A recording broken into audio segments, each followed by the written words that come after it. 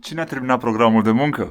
Voi ați terminat programul de muncă. Cine a mai terminat programul de muncă? Eu am terminat programul de muncă. Timpul pentru o cântare. Who lives in a pineapple under the sea? SpongeBob SquarePants. Și pe aceea nu mai mi-amintesc versurile. Știu că asta cântam la prietenele mele de odinioară. Fără chitară. O nouă zi de vineri, un nou weekend în față, plin de entuziasm. Bine te-am găsit, urmăritorule, din nou.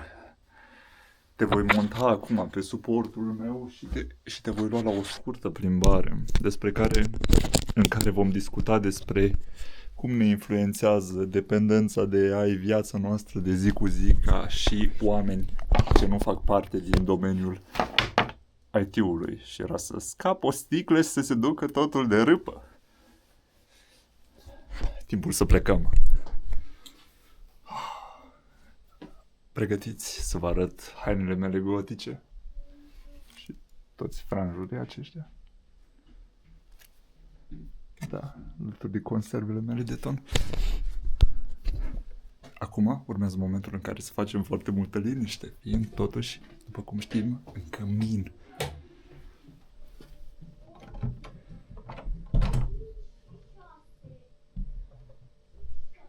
Se aud zgomote, se aud voci și cu siguranță sunt vocile din mintea mea.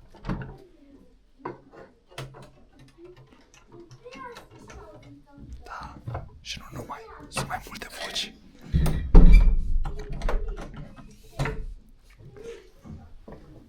Să vă arăt ceva.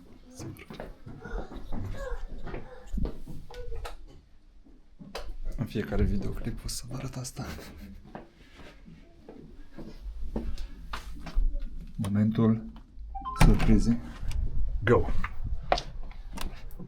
Mă simt ca în jocurile mai de mult Call of Duty, când deschideai brusc o poartă și pe aceea totul, sau o ușă, o deschideai cu dinamita și intrai peste afgani sau peste forțele teroriste.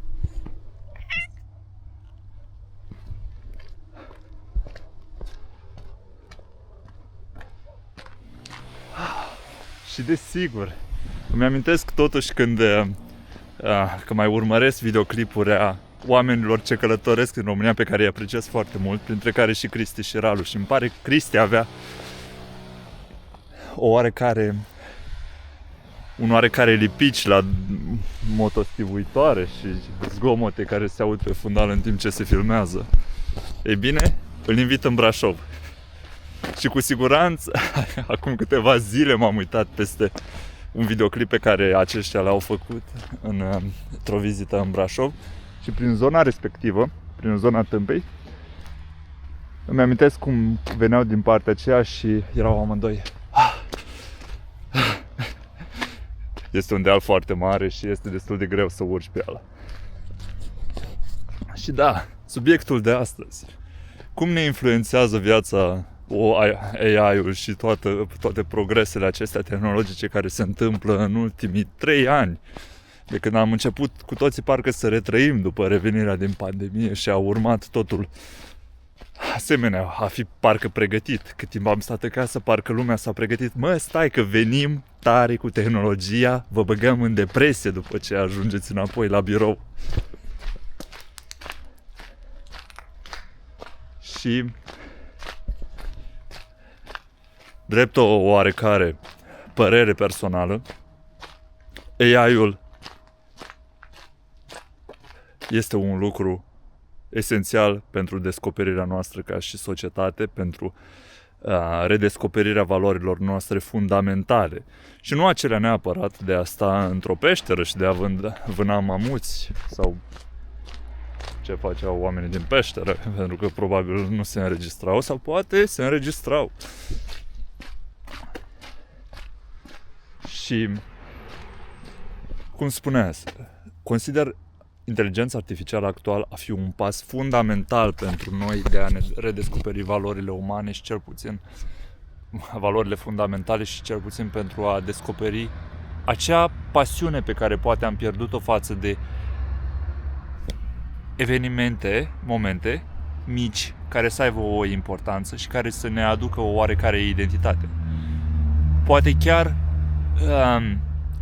îmi imaginez acum un eveniment în care cu toții ne grupăm asemenea la un foc de tabără, spre exemplu, și discutăm între noi. Și cred că momentele acestea vor fi din ce în ce mai profunde și mai dese, mai ales acum cu AI-ul. Pentru că eu consider că în psihologia umană noi ne dorim ceea ce nu avem într-un oarecare moment din timp. Și în cazul de față poate să fie destul de intuitiv să ne gândim actual la tot ce înseamnă progresul tehnologic și faptul că avem actual foarte multe un acces foarte mare la inteligența artificială. Până la un punct în care, într-adevăr, ne pare foarte bine că avem toate aceste facilități, că ne pot ajuta, că putem să avem un sprijin sau sper să nu fiu un mentor în inteligența artificială. Și avem acum un ajutor. Ne bucurăm de asta. Și mă gândesc că totul are un oarecare punct de final. Un oarecare punct de final prin care după aceea să ne săturăm brusc de el și să spunem nu, aici este sfârșitul meu și îmi doresc să interacționez sau cel puțin să fiu să creez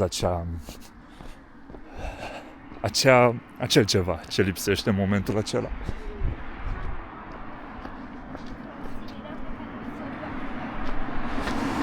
Și aici consider că cel puțin se va duce. Momentan este un oarecare entuziasm care observ că se disipă, care dispare ușor și modul în care vizualizez actual viața cu inteligența artificială este că ușor ne vom deplasa ne vom desplasa psihologic înspre o dorință de a lega relații umane, de a crea conținut original, de a crea conținut care era poate înainte într-o viață cu care romantizam dinaintea pandemiei, de când practic totul s-a rupt și a devenit poate o nebunie. Genul acesta poate de videoclipuri care sunt nefiltrate.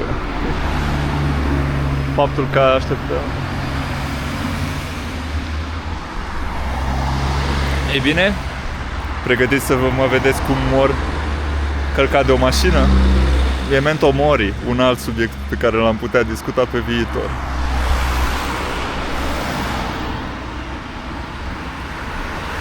În care este poate uneori bine să ne aducem aminte că vom muri. Și ea cine nu moare, inteligența artificială, pentru că corporațiile vor avea întotdeauna dorința de a pompa și mai mulți bani în tot ce cred ei, în ceea ce consideră ei că poate să aibă o importanță pentru noi, când într-adevăr poate să fie pur și simplu doar o dorință de-a lor de a pompa bani și în cele din urmă de a monopoliza tot spațiul acesta tehnologic. Iar acesta este un al doilea capitol, pe lângă faptul cum ne deplasăm noi psihologic și fiziologic, ca și indivizi, odată ce vedem un bot care ne vorbește cu sentimente și care ne face pe plac, este dorința companiilor de a arunca cât mai mulți bani și de a monopoliza acest teren tehnologic. Și aici, într-adevăr, este puțin destul de problematic, mai ales din perspectivă investițională, pentru că sunt companii care alocă foarte mulți bani și, ce puțin în opinia mea, poate să fie nesustenabil. Și de asemenea, poate să fie și un lucru destul de periculos, pentru că ne face să ne punem întrebarea companiile respective: de ce ar arunca așa de mulți bani pe o tehnologie pe care poate o singură persoană din respectiva companie o consideră utilă sau consideră că ar putea să aducă o oarecare importanță? Și aceasta este o întrebare: de ce?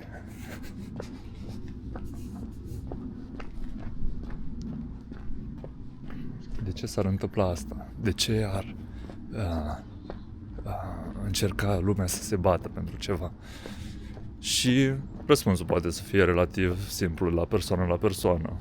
Adică, până la urmă, sunt corporații care s-au bătut și acum 20 de ani pentru supremație în alte domenii. Și nu este neapărat un subiect nou, este mai mult o buclă care se învârte și se învârte și se învârte și asemenea pur și simplu preia control asupra vieților din jurul nostru și ne face să ne ridicăm o problematică foarte importantă. Aceea incertitudine în care vedem viața actuală sau și cel puțin viitorul în special foarte incert, ceea ce ne cauzează pe noi nouă poate o oarecare buclă în cap și ne gândim, ce se va întâmpla de acum? Care vor fi pașii care se vor întâmpla și cum mă voi adapta? Iar răspunsul poate să fie în modalitatea asta, că cum o să ne adaptăm. Și aici cred că ceea ce nu poate să ne ia o formă de inteligență artificială este modul nostru de a ne adapta ca și persoane, ceea ce consider că este cel mai mare avantaj al nostru, de a ne adapta la situații și circumstanțe fizice, că suntem aici. Că putem să gândim foarte rapid. Spre exemplu, am să vă arăt o casă, iar voi o să vă gândiți ce înseamnă această casă. Iar acum o să vă arăt casa respectivă din altă perspectivă, ceea ce poate să fie complet diferită față de ceea ce ați văzut în prima imagine. Iar voi o să vă gândiți care este simbolica respectivei case din perspectiva aceasta. Acum, mie cel puțin, îmi pare foarte mult ca un castel. Să vedem dacă lumea se... Îmi pare foarte mult ca un castel, doar că, surpriză, nu este un castel. Este un loc în care se duc salvamonții și un loc dedicat, probabil, salvamontiștilor.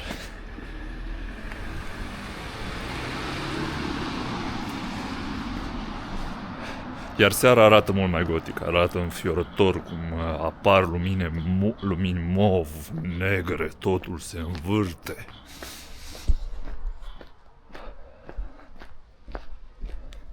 Și adaptabilitatea. Consider cel puțin că aceasta este caracteristica care va lipsi și în care cu siguranță vom avea un avantaj. Spre exemplu, îmi este greu că cineva cu un robot care va merge stânga-dreapta se va trezi brusc prin Maldive și va face vloguri precum un travel vlogger, spre exemplu din România, că i-am dat mai devreme exemplu pe cei de la Cristi și Ralu, sau mă rog, pe Cristi și pe Ralu. Și îmi este greu să spun că un robot sau o formă de inteligență artificială ar putea să implice atât de multe emoții precum ne transmit, spre exemplu, Cristi și Ralu. Și consider, cel puțin, că artea aceasta de a ne prezenta pe noi în anumite situații, de a ne adapta la respectivele situații și din respectivele situații să extragem ceva esențial, acela al sentimentelor, într-un final, un mod de exprimare prin care ne relevăm sentimentele și prin care putem să influențăm alte persoane din jurul nostru, să motivăm alte persoane din jurul nostru, să influențăm negativ sau pozitiv persoanele din jurul nostru. Și consider că aici Elon Musk va avea mult de muncă până ce va crea ceva ce va influența sentimentele oamenilor și îi va face să se gândească, eu chiar simt ceva față de robotul ăsta. Cel puțin consider că actual eu și poate și voi, chiar vă rog să spuneți în secțiunea de comentarii ce părere aveți sau cum vă influențează viețile o formă de inteligență artificială. Simțiți o oarecare entuziasm, o oarecare pasiune când folosiți o formă de inteligență artificială? Sau considerați că este pur și simplu doar o unealtă care vă ajută în îndeplinirea dorințelor, în îndeplinirea obiectivelor pe care le aveți pe parcursul unei zile?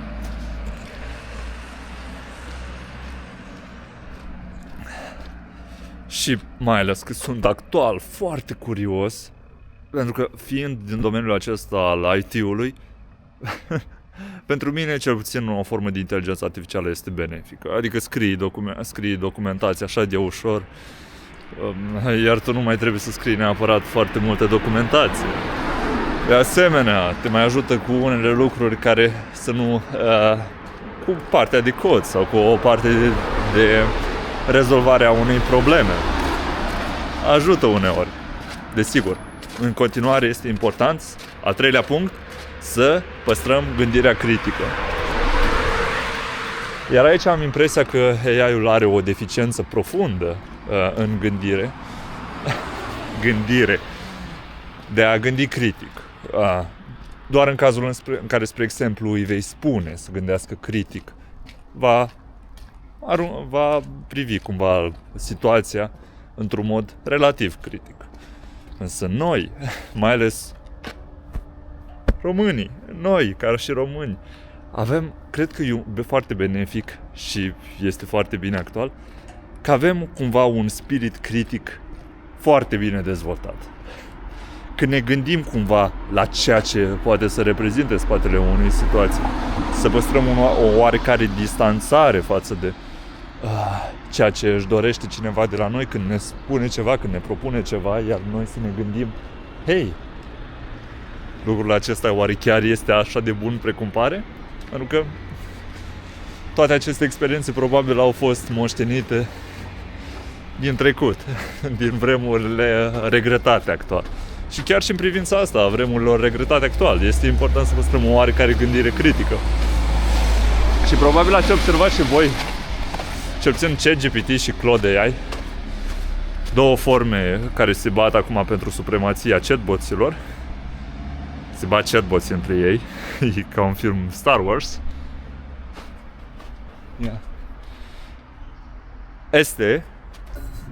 Sunt boții lor cumva foarte lingușitori. Poate ați observat și voi. Întrebi cineva, întrebi o formă de inteligență artificială, ChatGPT, Claude, din nou poate și Gemini, ce mai era pe acolo, în tot coșciugul acela. Hei, ai greșit cu chestia asta, sau spune-mi chestia asta, sau de ce ai făcut chestia asta? Și după aceea, you're absolutely right. Ai dreptate în totalitate. Ai dreptate absolut în totalitate cu ceea ce ai spus. Iar acum, indiferent că mi-ai contrazis argumentele, ai dreptate pentru că vreau să te lingușez, vreau cumva să te fac să mă utilizezi mai des, pentru că îți ofer o oarecare validare. Ceea ce, în perspectivă obiectivă, o spui doar odată ce faci validări după ce ai auzit părerea respectivei persoane. Mai ales în contextul în care ești o unealtă ce dorești, într-un final are scopul de a analiza lucrurile înainte de a răspunde. Și dacă răspunzi doar pe baza unei cerințe a unui utilizator care vine ca și o contră ce nu are neapărat niște argumente în ea și răspunzi direct înainte să faci niște revalidări, își pierde foarte mult credibilitatea. Din perspectiva mea. Acum poate vă place să vă spună ai foarte multă dreptate, Claude sau ChatGPT. Și al patrulea punct, doar în ultimul minut pe care îl vom avea, este mai mult de spiritul acesta de a forma grupuri de persoane. Ceea ce s-ar simți foarte dubios să ne adunăm din nou, revenind la acel cadru în care suntem în jurul unui foc de tabără și am avea poate printre noi un intrus care este un bot și să stea cu bățul și cu bezeaua în foc încercând să comunice cu noi și să ne spună povești de groază. Și aici consider cel puțin că avem avantajul, că noi odată ce formăm un grup putem să învingem orice forță Fie ea extraterestră, fie ea o forță extraterestră care folosește ChatGPT, fie ea o forță extraterestră care mai are 1000 de prieteni prin alte galaxii care folosesc ChatGPT și Claude AI. Noi, ca și grup, putem să batem pe oricine. Iar voi, vă uitați la mine și vă urez o zi bună. Pa, pa!